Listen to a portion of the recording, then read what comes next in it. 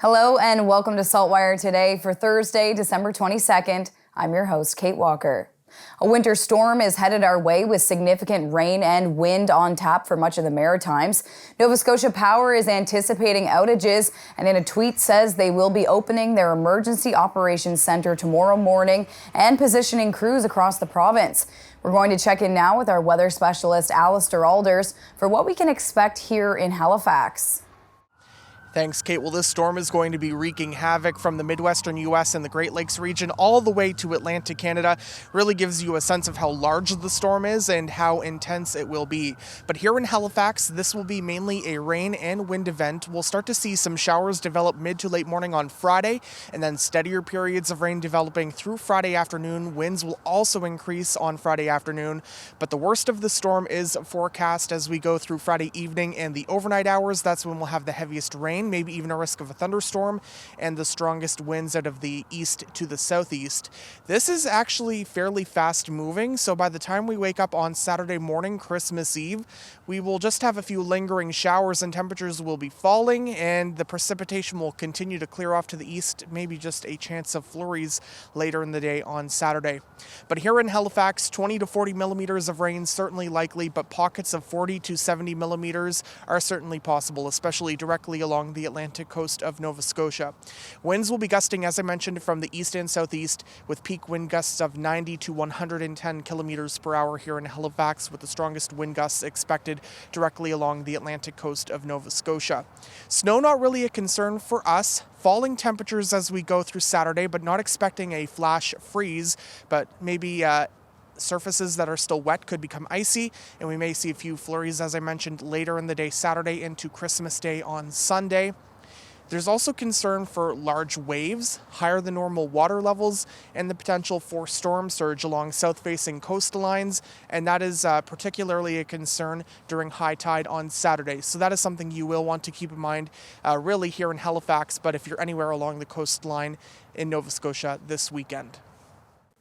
And Alistair will be back in the weather section for a look at how the storm will impact the rest of the Maritimes. Police were on scene of a shooting in Dartmouth this afternoon. Around 1:45, officers were called to the area of Cutler Avenue near Jim Connors Avenue. Police say they found a man who had been shot. He was driving in the area and was shot by suspects driving another vehicle. He was taken to hospital with what are believed to be non-life-threatening injuries. The investigators don't believe this was a random act. There's no word on any suspects. The Department of Health has published its annual accountability report on emergency departments. The report contains worrisome data on the amount of time Nova Scotians wait to receive care after showing up at an emergency room.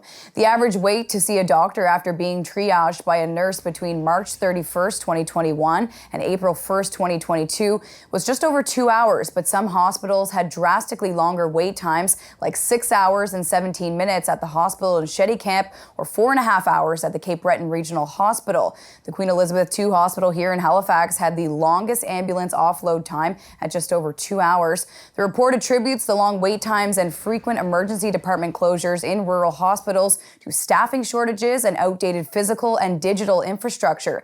It also outlines a wide range of programs and investments being made in an attempt to address the problems plaguing the healthcare system. Nova Scotia is reporting no new deaths in this week's COVID-19 dashboard update.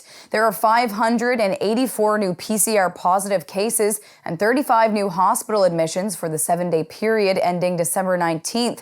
While there are no new deaths being reported this week, there are 2 deaths being reported from the previous periods. As of December 20th, there were 28 people in hospital and 6 in ICU. The holiday season is an expensive time of year, but many are feeling the pinch even more this year. The Souls Harbor Rescue Mission has been preparing for several days for tomorrow's Christmas dinner, hosted for those who may not have the means to hold their own dinner this year. Here they are making today's lunch. Tomorrow's turkey dinner is ready to go and stored away. The shelter, Safe Haven, and Rescue Mission is expecting hundreds of people tomorrow when they host a restaurant-quality traditional Christmas meal sponsored by the donors of Souls Harbor Rescue Mission. 200 to 300 are expected at the Halifax location and about 75 each in Bridgewater and Truro. Stockings will be given to guests and a surprise appearance by Santa and his elves is expected. $300 in $20 Tim Hortons gift cards were also donated. The dinner will be held from 12 to 3 p.m. on 5568 Kennard Street. It's time now for a glimpse of today's Thinking Out Loud with Sheldon McLeod. Today, Sheldon is speaking with Nick Jennery of Feed Nova Scotia on how many people they're keeping fed these days. What can you tell me about demand? I'm hearing from other charitable organizations that the demand on their services is way up. Well, I would characterize it that the demand is as high as it's ever been. Right now, we've got 45,000 Nova Scotians being supported by some 80-odd food banks. But alarmingly, there are 300 new clients being supported every week. So 300 new people entering into the system. Another way to look at it, that on any one day, there's 1,100 people being supported by food banks. This time of year, we also run a Christmas registry in HRM. And we've just hit over the 20,000 people mark. So that's over 20,000 people registered for food and gift card support, which is the highest ever we've ever seen. And for Sheldon's full conversation, head to the opinion section of SaltWire.com. Time now for the Atlantic Sports Wire, presented by Scott Squires.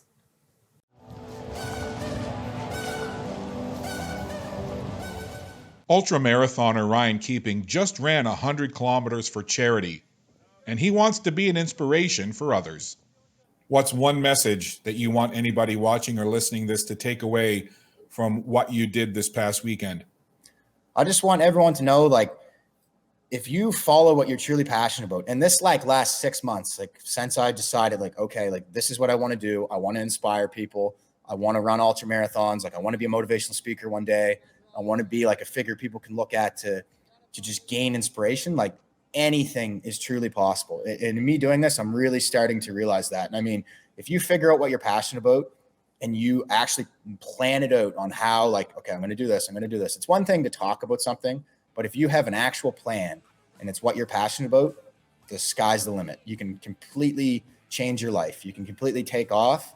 And it's just, all you got to do is just take the first step and just every day keep progressing, know why you're doing it. And it's just follow your dreams. That's all I could really say is if there's anything you want to do, whatever it is, chase it down and your life will never be better. Again, thanks for your time. Congratulations, and we'll look forward to chatting with you again soon. Awesome. Sounds good.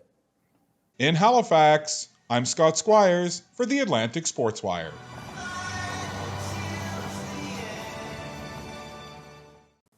Thank you, Scott. On to weather now to see what's coming up in the forecast and this weekend's storm. We're going to check back in with our weather specialist, Alistair Alders.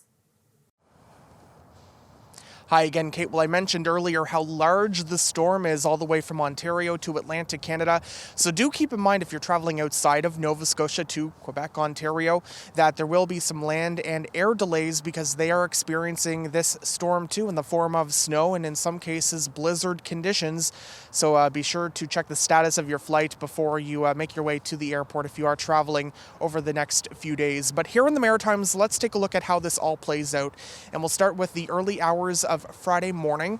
And as we go through Friday morning, we'll start to see precipitation develop from west to east Friday morning through the afternoon, and it reaches areas such as Prince Edward Island and Cape Breton later in the afternoon into the evening hours.